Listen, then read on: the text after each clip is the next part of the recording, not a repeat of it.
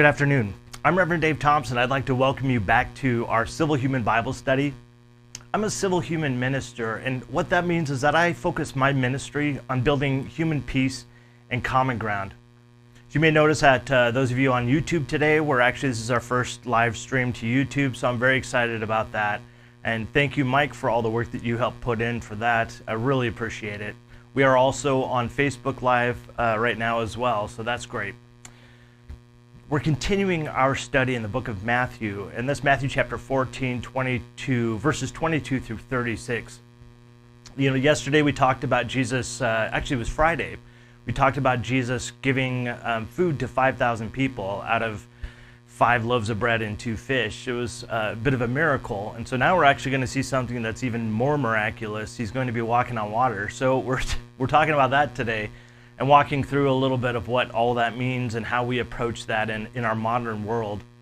But basically, I'm trying to approach these scriptures as a human being, trying to find those things that I feel are applicable to all humans across the board. So let's go ahead and jump into Matthew chapter 14, verses 22 through 36.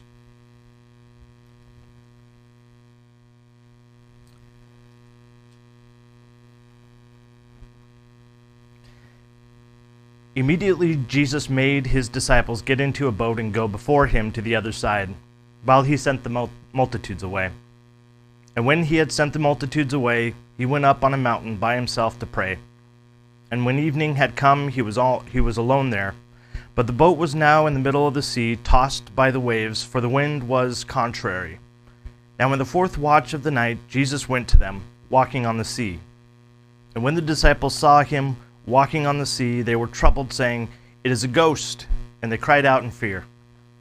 But immediately Jesus spoke to them, saying, "Be of good cheer, it is I, do not be afraid."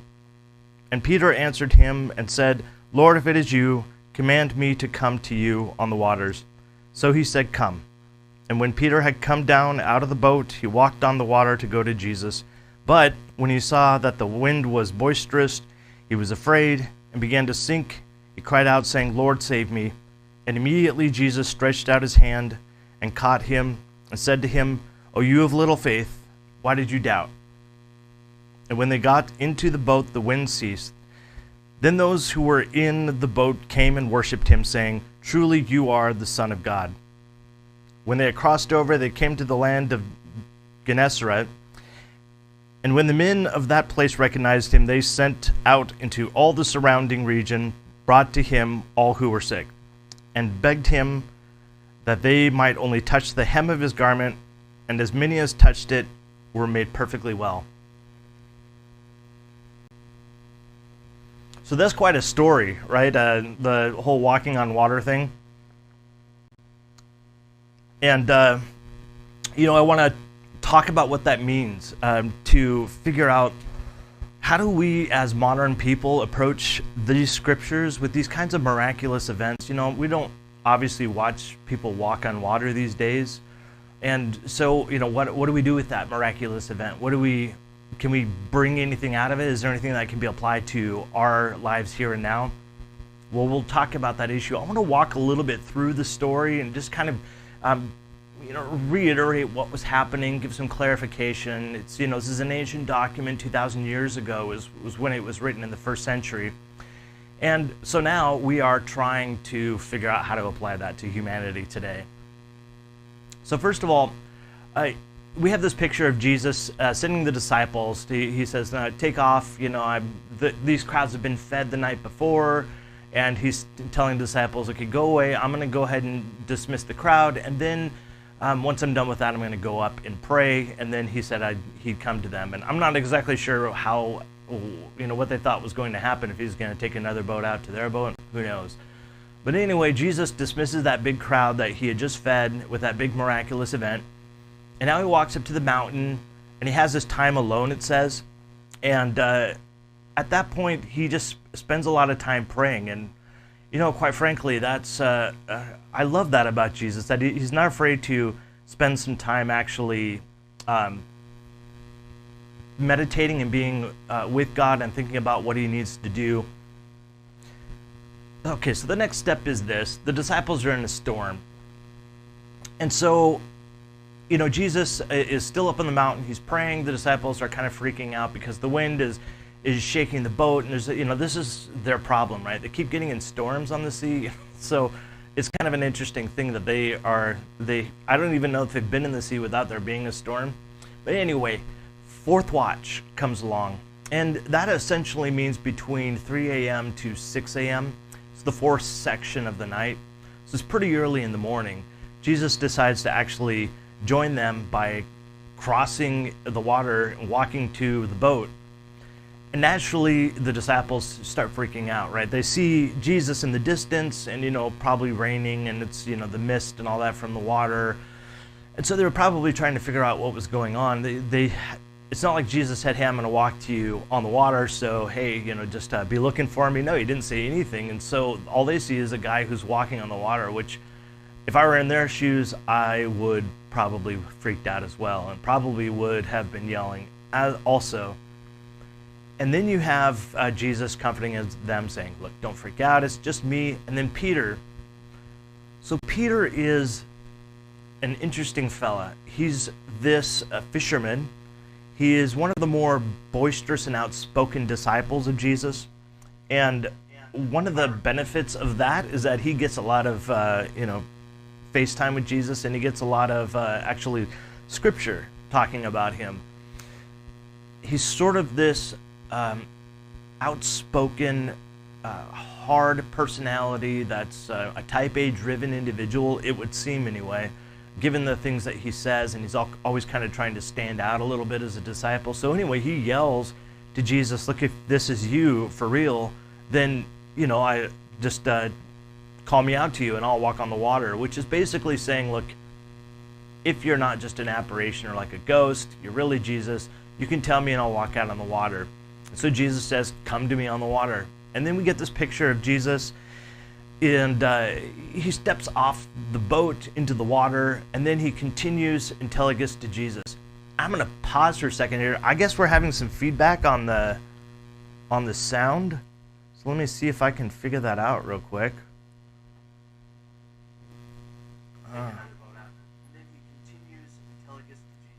Oh, sure enough. Yeah, listen to that. Okay, stand by. We are going to see what we can do about that. Turn this off. See if that does anything. Testing. And how are we doing there? Let me just check on something here. Coming back. Pause for a second here. I guess we're having some feedback on the... Let's see if this works. Thanks for hanging with me. This is the joy of going on to new live streams. Let's see. Let's check sound out. Let's see if this works. Thanks for hanging with me. This is the joy of going on to new... Well, you know what? I have absolutely no idea what's going on, so I'll go ahead and continue, and hopefully we can figure it out. Let's see, loops. Sound is going into there, sound is going into there, and it's coming into my stereo, and it's going straight into the out, which is going into the stream. Well, I'm sorry for the feedback. I'm going to have to work on that for next time, but if you don't mind, I'm going to go ahead and continue on in the study. And then we'll just, I'll have to spend some time figuring out what that is. My apologies. This is a steep learning curve for those of you who've ever tried to do streaming stuff.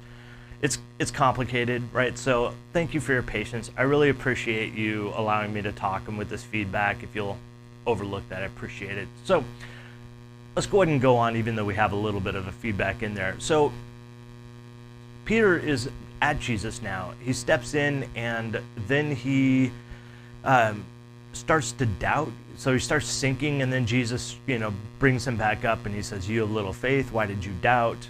And then they get back in the boat, the storm gets calmed down, and then they go all the way back over to Gennesaret, which is this area around the Sea of Galilee, where they continue in their work, and Jesus heals people.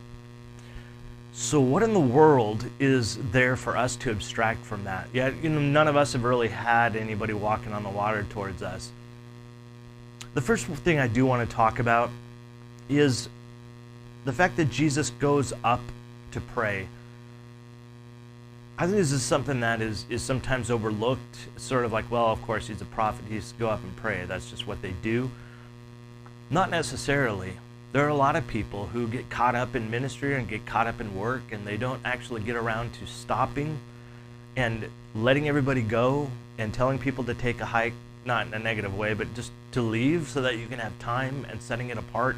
That doesn't even need to be a prophet. This is just good, sound wisdom for humans. You know, the fact that we need time to be alone, to have time with our own thoughts, to reflect.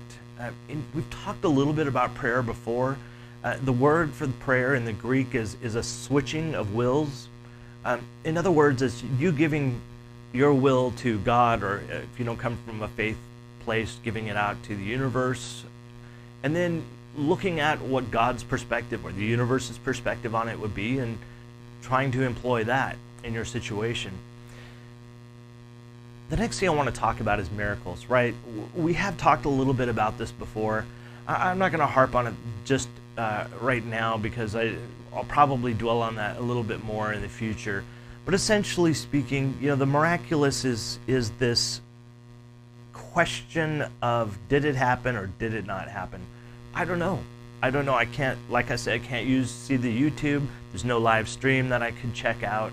So these things are problematic to those of us who live in the modern world, right? Because we're living in a world where people don't believe that stuff, and so they oftentimes are going to discredit this story because it's not something that we can experience. It's not scientific, right?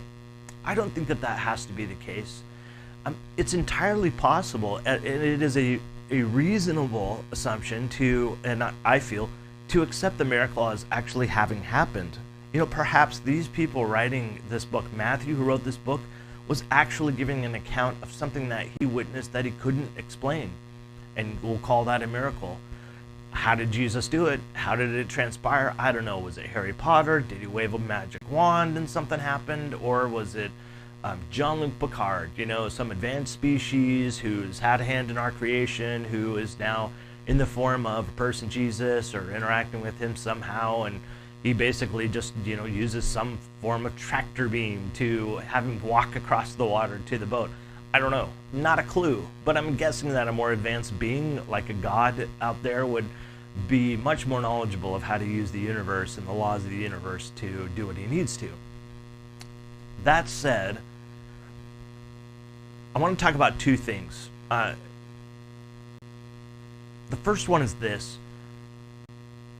Peter is the one who calls out to Jesus. And remember, he walks out and says to Jesus, you know, call me out. And so he walks out, and then he starts to sink, right? Because he saw the storm around and all of that. And then Jesus pulls him back up, and he says, you of little faith, why did you doubt?